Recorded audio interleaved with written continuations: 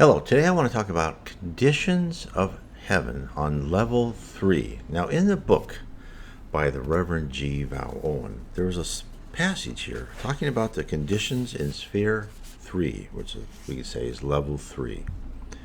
This is what he says. Now, the conditions which attain in the economy of the earth, as I explain them to you, may be translated here, but with one very important modification. We will picture it in this way, that free will operates from the center outwardly toward the circumference of creation. At the center is God, we will say. He is the source of all free will, and from his own store supplies the stuff out of which all lesser free-willed beings are made. These, being free indeed, are competent to modify his willful operation and, in a degree, conform this to their own measure. In other words, every free-willed being creates his own environment. Now, let me just talk about that for a second. They create their own environment, so that should not be taken literally to say that each one of us uniquely creates our environment. What the spirit world does through the law of affinity is gather people who have like mind and like attitudes, and therefore they kind of create a collective environment. Heaven would be complete chaos if everyone created their own little dream world, so to speak. It may be possible for some people, but for most people, they come to levels of heaven and they're put where they are with people like-minded. Now, that's only as you get more and more power. So if people go to the lower zone or into the dark abyss, it's pretty subjective, right? It's almost it's close to Earth, not as much, where your own mind affects your looks and so forth like that still exists, and it does affect the environment because you have this dark cloud around you, but you don't have that much creative power. So higher and higher spirit, of course, has much creative power, much more creative power. Let me keep going. As we proceed inward towards the center, so what he's talking about, the center is God and creation. As you proceed inward, freedom of will is exercised ever more and more in accordance with the mind of God. It is therefore that the environment of those high beings become more subjective the higher we go.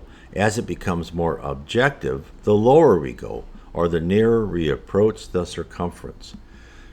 So again, this is something another spirit said one time, is that we go from the objective to the subjective to the sublime. Here we on earth, we live in a completely objective, well, maybe not completely, but an objective world where the table is a table, the books behind me are books, the wall behind me is a wall, my glasses are there, right? I grow old, etc. I cannot, my mind does not affect what I look like to a small extent. It doesn't affect the wall behind me.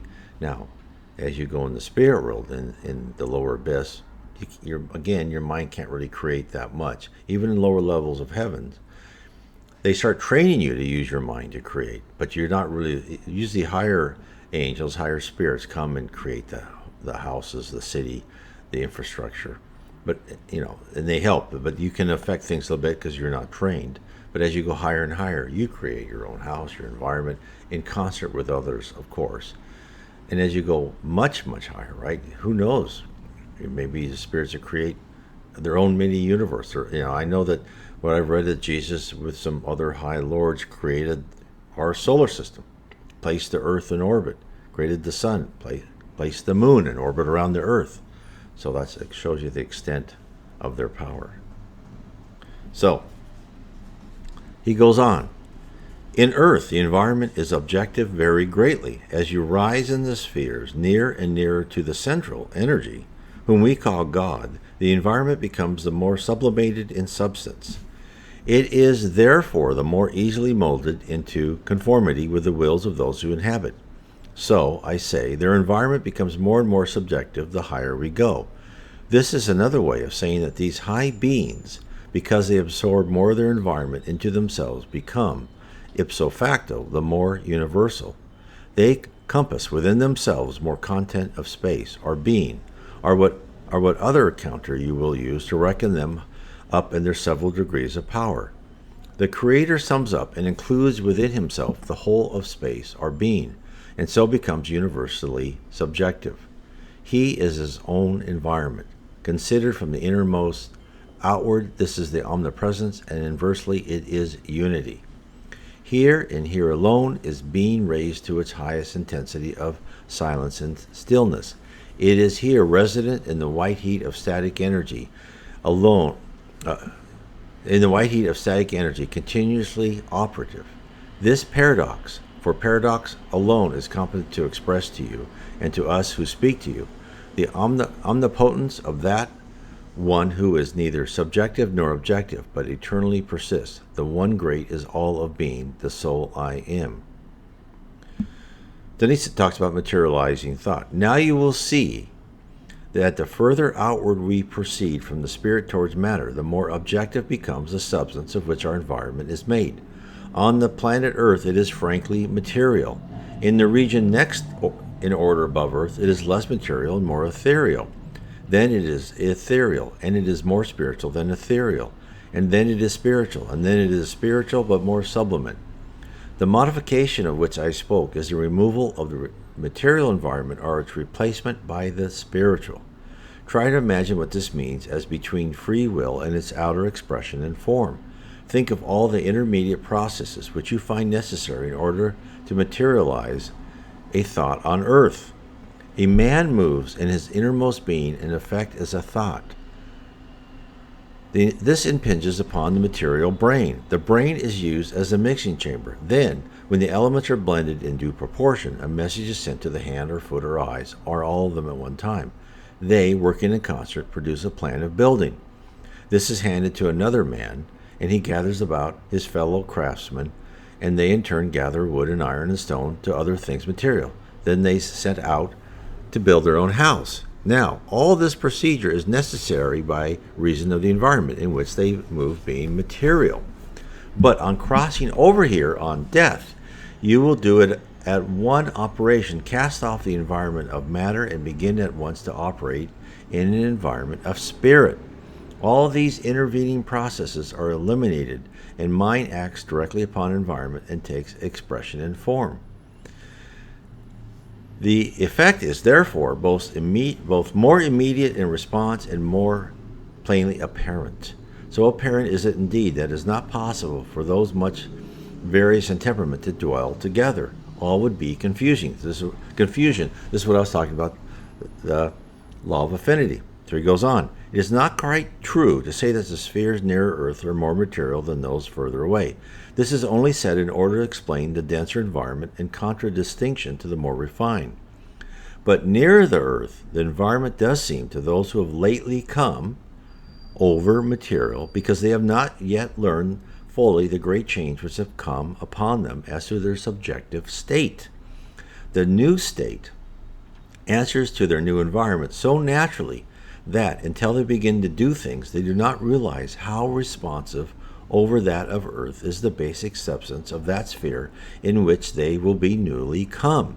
They do find it then, and fall often with shock like child and fire. But for the some three spheres next Earth, conditions are much mixed, and only as you proceed, advancing, do you find harmony increase among members of one sphere, and this and more the higher you go. In sphere 3, therefore, there are places which, responding to those whose wills are the more in harmony with the central unity, than are others, be more beautiful by reasons of such response. Also inversely. So what are we being told? We're being told that many of us who are newly arrived in the heaven, we actually have more power than we know. We don't know how to use it in our mind. That's why they're being trained. So that's why in even mediums meetings I've been on, people are still like, am I dead? People don't realize they are dead because they're on earth and they haven't been able to ascend in heaven because they either didn't believe it or they're still tied materially. And they're not sure they're dead or not because it's so real to them. And they don't realize that they're in the spiritual environment because they're all based upon what they knew before, right? If you don't know, you don't know. It's like a kid. They're just used to what they're used to. So anyway, it's a great explanation in Reverend G. Vale Owen's book.